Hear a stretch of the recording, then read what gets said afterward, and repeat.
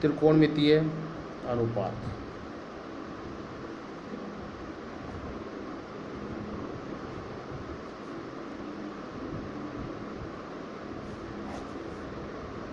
त्रिभुज कई प्रकार के होते हैं।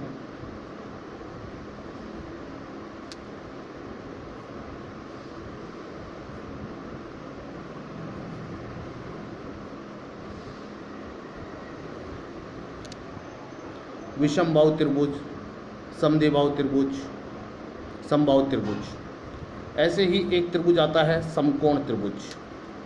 समकोण त्रिभुज, समकोण त्रिभुज में एक कोण 90 डिग्री का होता है, इसलिए इसे समकोण त्रिभुज कहते हैं।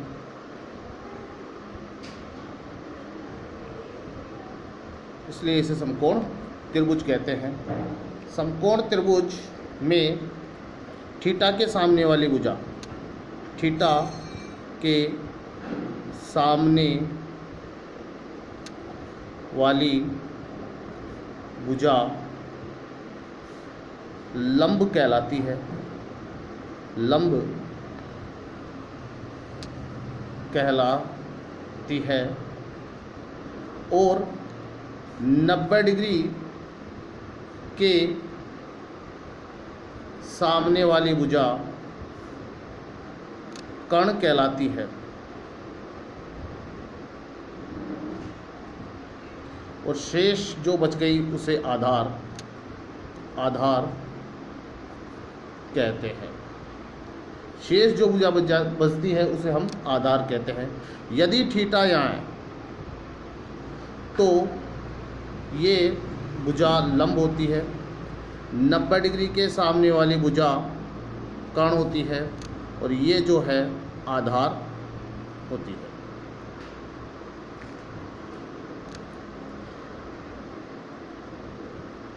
शॉर्ट में इसको L, इसको K और इसको आधार को A कहते हैं। लंब को L, कर्ण को K और आधार को A कहते हैं। आप बच्चों, आपको एक लाल बटा कक्का ये याद रखना है। जब हम लंब में कर्ण का भाग देते हैं तो हमारे पास एक अनुपात आता है साइन थीटा। आधार में कर्ण का भाग देते हैं तो हमारे पास कोस थीटा आता है। और जब हम लंब में आधार का भाग देते हैं तो हमारे पास टेन थीटा आता है। बच्चों, ये क्या है? त्रिकोणमितीय अनुपात है। कर्ण में लंब का भाग देते हैं।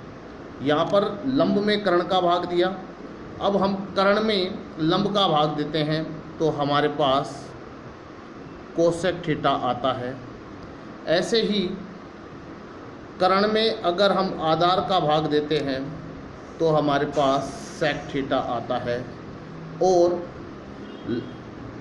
आधार में लंब का भाग देते हैं तो हमारे पास कोट थीटा आता है। तो ये sine theta, cos theta, tan theta, cosec theta, sec theta, cot theta, ये हमारे पास क्या है? त्रिकोणमितीय अनुपात है। अब हम त्रिकोणमितीय सारणी बनाते हैं।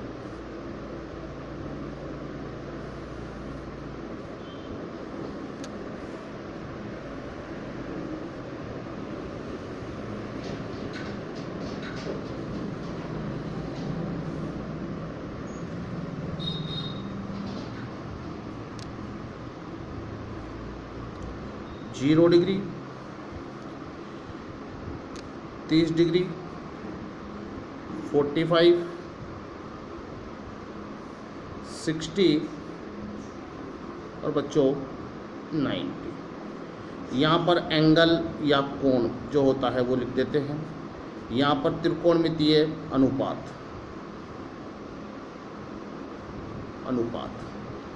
सबसे पहले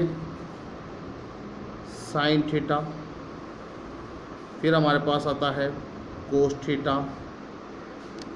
फिर आता है टेन थीटा, फिर आता है कोट थीटा, फिर सेक थीटा और कोसेक थीटा।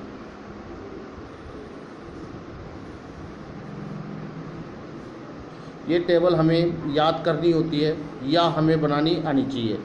ये टेबल बहुत ही एक उपयोगी है क्वेश्चन करने के लिए। मान लेते हैं एक व्यक्ति है, किसी दुकान पर जाता है, वहाँ कुछ नहीं खरीदता। अगली दुकान पर पाव भर चावल खरीद लेता है, अगली दुकान पर आधा किलो तेल खरीद लेता है, अगली दुकान पर 750 ग्राम या 3/4 चीनी खरीद लेता है, और लास्ट दुकान पर 1 किलो आटा खरीद लेता है। हम इनका रूट ले लेते हैं। ये टेबल बनाने का एक मेथड है। 0 का रूट 0, 1 का रूट 1 होता है, 4 का रूट 2 होता है, 1 का रूट 1 होता है, 2 का रूट पॉइंटों में जाता है तो इसलिए हम इसका रूट नहीं निकालते, इसको रूट 2 ही छोड़ देते हैं। 3 का रूट पॉइंटों में जाता है 1.732, इसलिए हम इसको रूट नहीं निकालते, और 4 का रूट 2 हो जाता है, फिर 1 का रूट 1 हो जाता है। उसके बाद ये हमारी साइन की लाइन कंप्लीट हो जाती है। साइन के जस्ट नीचे कोस है, कोस बिल्कुल साइन का उल्टा हो जाता है। जो वैल्यू 90 की है, जो वैल्यू साइन में 90 की है, वो कोस में 0 की हो जाती है। 60 की वैल्यू कोस के अंदर 30 की हो जाती है। 45 की 1/√2, 30 की 1/2 और कोस 90 की वैल्यू 0। उसके बाद tan होता है साइन थीटा बटा कोस थीटा। तो ऊपर 0 में 1 का भाग देते हैं, 0 आता है। इसमें इसका भाग देंगे तो आप देखोगे ऊपर 1 और यहाँ भी ऊपर 1, दोनों ऊपर है, उनको ले लेते हैं। भाई साइन के अंदर जो साइन के अंदर जो 30 की वैल्यू है 1/2, तो ऊपर वाला अपने को 1, और कोस के अंदर भी ऊपर वाला √3 लेना है। यहाँ 1 है ऊपर और यहाँ भी 1 है, तो 1/1 1 हो जाता है। √3 क्योंकि नीचे 1 है तो 1 लगाने की आवश्यकता नहीं है। 1 में 0 का भाग, तो ये बच्चों हो जाता है अनंत। कोट जो है वो tan का बिल्कुल उल्टा, अनंत, √3 1/√3 और 0। सेक थीटा जो है वो कोस का अपोजिट होता है, 1/कोस हो जाता है। ऐसे ही कोसेक थीटा जो है वो उल्टा होता है 1/साइन। कोसेक थीटा किसके इक्वल होता है? 1/साइन थीटा के। तो कोस अपने को सेक बनाना है तो सेक के लिए कोस को उल्टा कर देंगे। इसके नीचे 1 लगाएंगे, इस 1 के नीचे 1 लगाएंगे तो 1/1 1 ही आ जाएगा। ये ऊपर ये नीचे 2/√3, यहाँ पर 1 नीचे, √2 ऊपर, √2, यहाँ पर 1/2 है तो ये हो जाएगा 2/1। 0 के नीचे 1 लगाएंगे, उल्टा करेंगे 1/0 हो जाएगा, और इसका आंसर आता है इनफाइनाइट।